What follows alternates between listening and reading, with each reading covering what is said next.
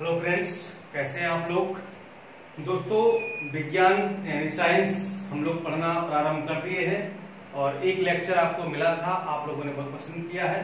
ठीक है, और जो भी साइंस के और कुछ लेक्चर मैंने पढ़ाए थे तो वो पीछे प्लेलिस्ट में पड़े हुए हैं, वहां से आप देख सकते हैं। ठीक है, विज्ञान की साइंस की प्लेलिस्ट है, वहां पर मैंने काफी कुछ पढ़ाया था।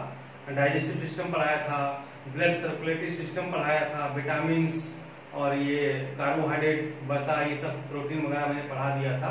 ठीक है, बैलेंस डाइट यानी संतुलित आहार वगैरह, तो वो लेक्चर आप वहां से पढ़ लीजिएगा। उसके आगे हम लोग कंटिन्यू कर रहे हैं और जो साइंस के प्रमुख चैप्टर हैं उनको हम लोग पहले पढ़ेंगे। ठीक है, आप लोगों ने कई सारे कमेंट किए हैं, आप लोग कह रहे हैं कि सर आप जो है कोई विषय कंप्लीट नहीं कर रहे हैं, ठीक है, और नया विषय उठा लेते हैं। ठीक है, तो देखिए कंप्लीट तो हम जरूर कराएंगे, ठीक, कोई विषय छोड़ नहीं रहे हैं।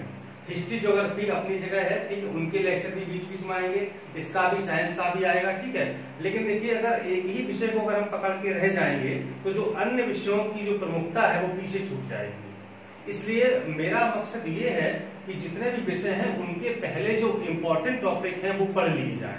क्यों? क्योंकि परीक्षाएं नजदीक हैं। ठीक है, मैं अकेले पढ़ाने वाला हूँ, ठीक है, सब कुछ कंप्लीट कराना है, तो हमारी प्रायोरिटी ये है कि विभिन्न विषयों के जो प्रमुख टॉपिक हैं उनको पहले कवर कर लिया जाए, ताकि जहां से प्रश्न ज्यादा मात्रा में पूछे जाते हैं वो आपके गलत ना हो। ठीक है, और आप यकीन मानिए कि जो भी विषय मैंने उठाए सारे हम पूरे कराएंगे, ये आपसे हम आज फिर वादा करते हैं। ठीक है, जैसे मैंने आपको पूरी हिंदी पढ़ाई थी, मैंने आपको पूरी पॉलिटी पढ़ाई है। ठीक है, हालांकि पॉलिटी के 2-4 लेक्चर बचे हुए हैं। ठीक है, लगभग पॉलिटी समाप्त है, 90% पॉलिटी समाप्त हो गई है। ठीक है, हिस्ट्री एंशिएंट खत्म होने वाली है। ठीक है, और उसके बाद हम लोग सीधे मॉडर्न पर आ जाएंगे, ज्योग्राफी भी चल रहा है। ठीक है, तो कोई विषय मैंने छोड़ा नहीं, आप बिल्कुल परेशान ना हो, कुछ भी छोड़ा नहीं है।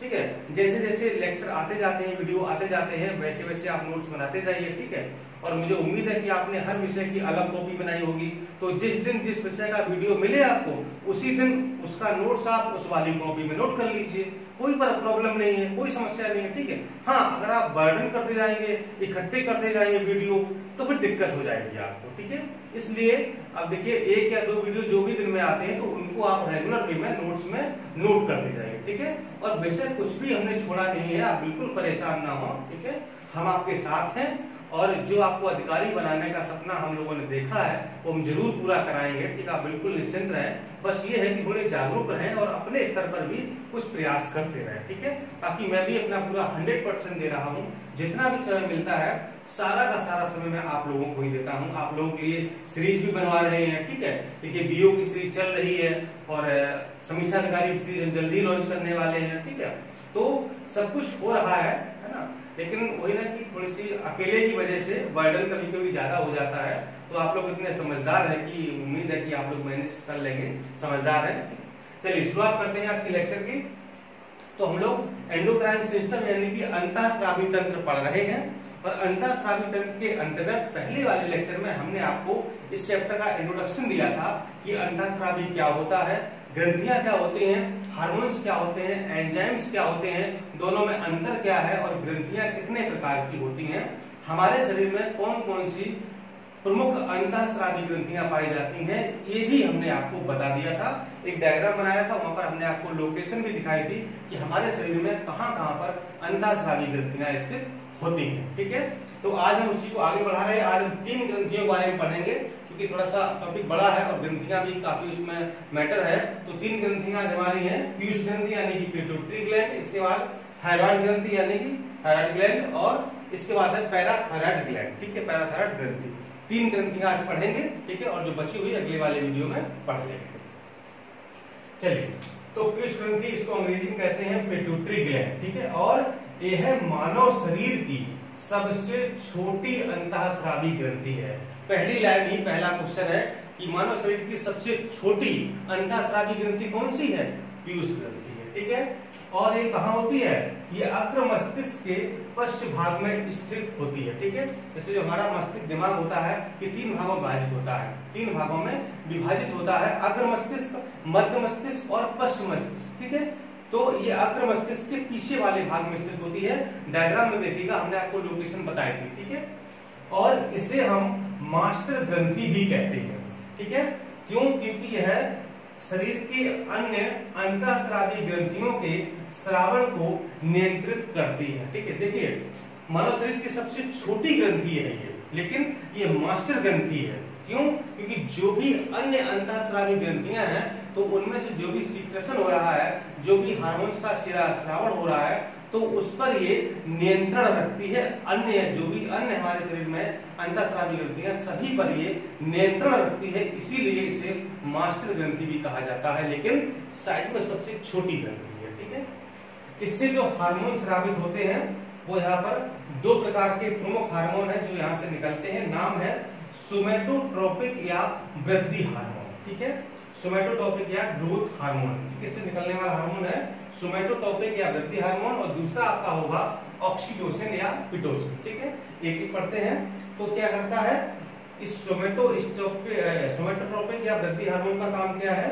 इस शरीर की सामान्य व संतुलित वृद्धि करना इसका कार्य है। ठीक है, यानी कि जो हमारे शरीर की वृद्धि होती है वो सामान्य तरीके से संतुलित तरीके से हो, ना कम हो ना ज्यादा हो, इस हार्मोन का यही काम है। यानी कि हमारी वृद्धि में जो बच्चे छोटे होते हैं इनको जब शरीर का विकास वृद्धि होता है तो इस हार्मोन की प्रमुख भूमिका होती है, तभी बच्चे बड़े हो जाते हैं और अपना शरीर विकसित करते हैं। ठीक है, लेकिन अगर इस हार्मोन का सिक्रेशन कम होने लगे या फिर ज्यादा होने लगे तो कौन कौन सी समस्याएं उत्पन्न हो सकती हैं, ये जानना बहुत जरूरी है, क्योंकि यहीं से प्रश्न बनता है। ठीक है, तो अगर इस हार्मोन का अल्प श्रवण होना लगे, यानी कि हाइपोसिक्रेशन, इसका सिक्रेशन अगर कम होने लगे तो क्या होगा?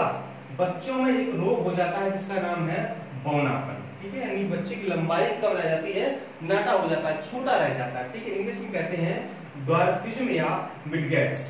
ड्वार्फिज्म या मिडगेट्स। तो बच्चों में अल्प श्रावण से कौन सा रोग होगा? बौनापन हो जाता है।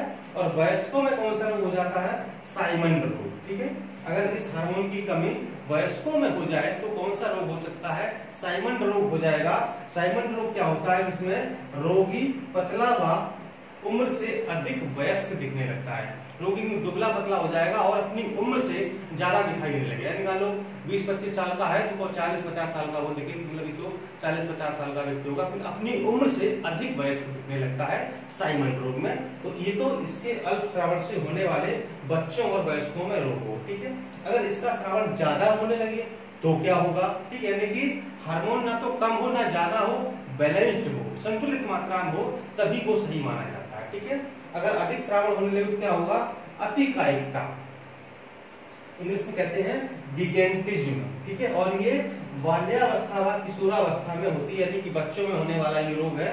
इसमें क्या होता है कि शरीर के सभी अंगों का विकास सामान्य से अधिक तथा शरीर भीमकाय हो जाता है। ठीक है, आपने देखा होगा कभी छोटे छोटे बच्चे होते, ज्यादा उम्र नहीं होती, लेकिन शरीर एकदम से मोटे मोटे कि छोटा भीम टाइप के होते हैं, मोटे काफी हैवी होते हैं, लंबाई ज्यादा नहीं होती, एकदम शरीर एकदम से बड़ा हैवी हो जाता है। ठीक है, तो उन्हें यही रोग हो जाता है, यानी कि बाल्यावस्था व किशोरावस्था में सभी अंगों का विकास सामान्य से अधिक हो जाता है तथा शरीर भीमकाय हो जाता है, भीम के जैसे दिखाई देने लगते हैं, तो इसी कहा जाता है अतिकायिकता या गिगेंटिज्म। ये भी बच्चों में होता है। ठीक है, और दूसरा है एक्रोमेगैली, तो ये बेसिकली वयस्कों में होता है। और इसमें क्या होता है एक्रोमेगैली में कि व्यक्ति की टांगे व हाथ लंबे हो जाते हैं तथा चेहरा गुरिल्ला की तरह दिखाई देने लगता है। एकदम हाथ पर बिल्कुल दुबले पतले हो जाएंगे, एकदम से लगेगा शरीर में कुछ है ही नहीं, और चेहरा एकदम से लंबा सा हो जाएगा, जैसे गुरिल्ला का चेहरा होता है, इस तरीके से चेहरा हो जाता है। ठीक है, तो ये हो गए आपके अतिश्रावण से होने वाले रोग किस हार्मोन से? वृद्धि हार्मोन या सोमैटोट्रोपिक हार्मोन से।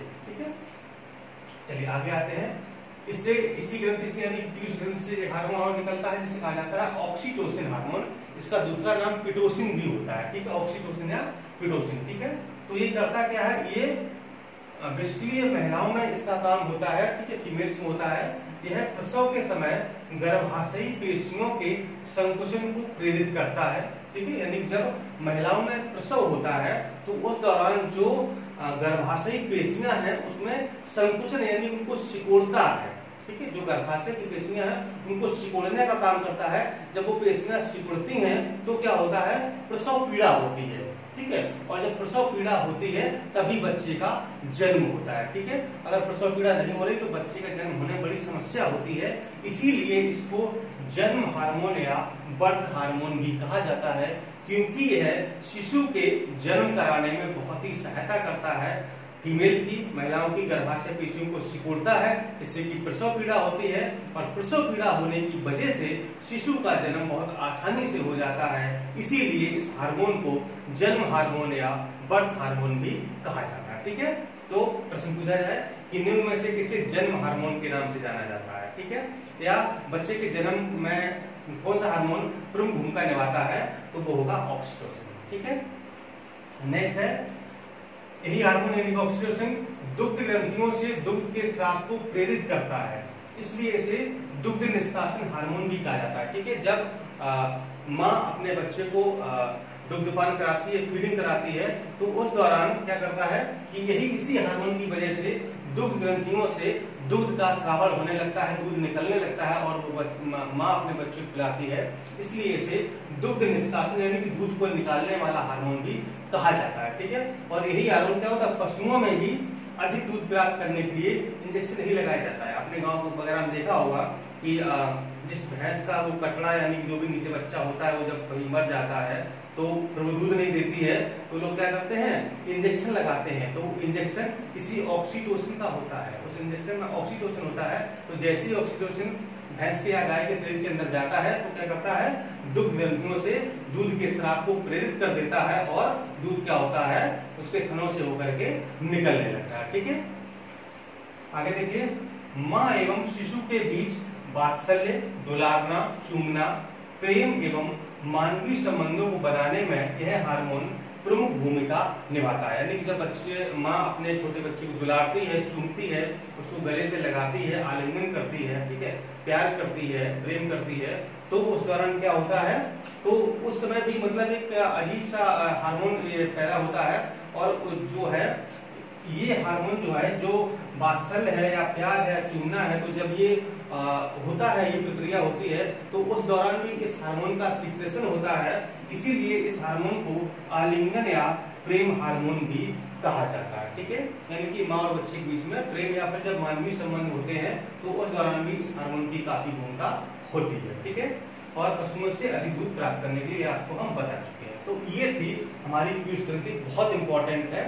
दो प्रकार के हार्मोन निकलते हैं, एक हार्मोन और निकलता है जिसका नाम है प्रोलैक्टिन, ठीक है, तो वो भी बेसिकली दुग्ध निष्कासन में ही सहायता करता है, तो अगर पूछा जाए तो बता देना आप, ठीक है। इसके बाद आते हैं हम लोग, जो दूसरी ग्रंथि है वो है थायराइड, ठीक है। थायराइड ग्रंथि पर आते हैं, ये कहाँ पर स्थित होती है, ये गले में श्वास नली के दोनों ओर स्थित होती है। मैंने आपको डायग्राम बताया था कि गले में जो श्वास नली के दोनों ओर स्थित होती है, ठीक, और यह है शरीर की सबसे बड़ी अंतःस्रावी ग्रंथि है, ठीक है। अब ये बताइए, शरीर की सबसे बड़ी ग्रंथि कौन सी है, लीवर, यकृत, ठीक है, ग्रंथि। लेकिन शरीर की सबसे बड़ी अंतःस्रावी ग्रंथि कौन सी है, थायराइड ग्रंथि, ठीक है। वो सिर्फ ग्रंथि है, ये अंतःस्रावी ग्रंथि है, ध्यान रखिएगा, ठीक। इससे कौन सा हार्मोन निकलता है, इससे थायरॉक्सिन हार्मोन निकलता है, ठीक है। थायरॉक्सिन हार्मोन का कार्य क्या है, यह बुद्धि को नियंत्रित करता है तथा शरीर का विकास करता है, ठीक है। थायरॉक्सिन का काम है कि हमारे शरीर में ये बुद्धि को यानी कि इंटेलिजेंस को, बुद्धि यानी दिमाग को नियंत्रित करता है और शरीर के विकास में ये सहायता करता है। और अगर हमारे शरीर में आयोडीन की कमी हो जाए तो फिर थायरॉक्सिन का स्रावण कम होने लगता है, ठीक है। इसलिए शरीर में आयोडीन की कमी कभी मत होने दीजिए, आयोडीन युक्त नमक खाइए हमेशा, ठीक है। अच्छा, इसके अल्प श्रवण से कौन कौन से रोग हो सकते हैं, यानी श्रवण सीक्रेशन कम होने लगे, तो पहला रोग है क्रिटिनिज्म, ठीक है, इंग्लिश में भी लिखा हुआ है क्रिटिनिज्म, हिंदी में कहते हैं आवटु वामनता, ठीक है, आवटु वामनता, ठीक है। और इस थायराइड ग्रंथि को हिंदी में पता है क्या कहते हैं, आवटु ग्रंथि, हिंदी में, ये तो अंग्रेजी में थायराइड है, हिंदी में कहते हैं आवटु ग्रंथि, ठीक है। तो क्रिटिनिज्म यानी कि आवटु वामनता, इसमें क्या होता है, बच्चों में मंद बुद्धि व बौनापन, ठीक है, ये बेसिकली बच्चों होने वाला रोग है, बच्चे मंद बुद्धि हो जाते हैं और उनमें बौनापन हो जाता है। दूसरा रोग है मिक्सोडीमा, ये वयस्कों में होता है, ठीक है, इसमें हृदय की धड़कन धीमी हो जाती है, शरीर का ताप कम हो जाता है, इत्यादि लक्षण होते हैं। तीसरा है इससे होने वाला रोग घेंगा, ग्वाइटर, यानी कि ये भोजन में आयोडीन की कमी से होता है और इसमें क्या होता है, हमारी जो थायराइड ग्रंथि है वो फूल जाती है। तो आपने देखा होगा इसको घेंगा रोग हो जाता है, तो ये जो गला है एकदम से स्वेलिंग, सूज जाती है। क्यों? क्योंकि गले में क्या होती है, थायराइड ग्रंथि होती है, तो थायराइड ग्रंथि में सूजन आ जाती है। क्यों? क्योंकि घेंगा रोग हो जाता है। किसकी कमी से? भोजन में आयोडीन की कमी से घेंगा रोग हो जाता है। परीक्षा में बहुत प्रश्न पूछा जाता है। ठीक है, ये तो हो गया बात अल्पस्राव से। अगर अतिस्राव यानी कि हाइपर सिक्रेशन, ज्यादा सिक्रेशन होने लगे तो कौन सा रोग हो सकता है? तो एक हो जाएगा आपका ग्रेव्स या एक्सऑप्थेल्मिक घेंगा रोग। ठीक है, इसमें क्या होता है, आंखें बाहर की ओर उभर आती हैं और उपापचयतर बढ़ जाती है। ठीक है, आंखें एकदम से बाहर की ओर उभरी दिखाई देंगी और मेटाबॉलिक रेट जो है वो बढ़ जाएगी। ठीक, दूसरा रोग क्या हो सकता है, प्लूमर का रोग हो जाएगा, जिसमें कि थायराइड ग्रंथि में जगह जगह गांठें बन जाती है। ठीक है, घेंगा क्या था, थायराइड ग्रंथि फूल जाती है, लेकिन प्लूमर के रोग में क्या है, थायराइड ग्रंथि में जगह जगह गांठें बन जाती है। ठीक है, चलिए और नेक्स्ट है आज की पैरा थायराइड ग्रंथि। ये भी गले में थायराइड के पीछे स्थित होती है। ठीक है, थायराइड आगे स्थित होती है और थायराइड के पीछे गले में ही होती है, उसे पैराथायराइड कहा जाता है।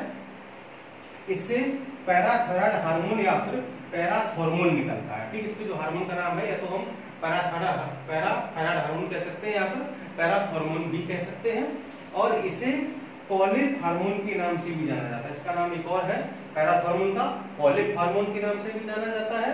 इसका कार्य क्या है इस हार्मोन का, रक्त में कैल्शियम व फास्फोरस की मात्रा का नियमन करना है। ठीक है, यानी कि हमारे जो ब्लड में फास्फोरस और कैल्शियम की मात्रा होती है, इसको ये रेगुलेट करता है, विनियमित करता है, कम ज्यादा नहीं होने देता है। ठीक है, और अगर इस हार्मोन का स्रावण कम होने लगे, अल्प स्रावण होने लगे, तो कौन सा रोग हो सकता है, टिटेनी रोग हो जाएगा। ठीक है, टिटेनी रोग हो जाएगा। टिटेनी रोग क्यों होता है, क्योंकि कैल्शियम की हमारे शरीर में कमी हो जाती है, और इस रोग में क्या होता है, हड्डियां प्रभावित होती हैं, जैसे कि हड्डियों में ऐंठन होने लगती है, जकड़न होने लगती है, कंपन होने लगता है, इस प्रकार की समस्या उत्पन्न हो जाती है। तो इस रोग को कहा जाता है टिटेनी रोग, कैल्शियम की कमी से होता है, और ये इस हार्मोन के अल्प स्रावण से होता है। ठीक, जब इस हार्मोन का स्रावण कम होने लगता है तो फिर ये रोग हो जाता है।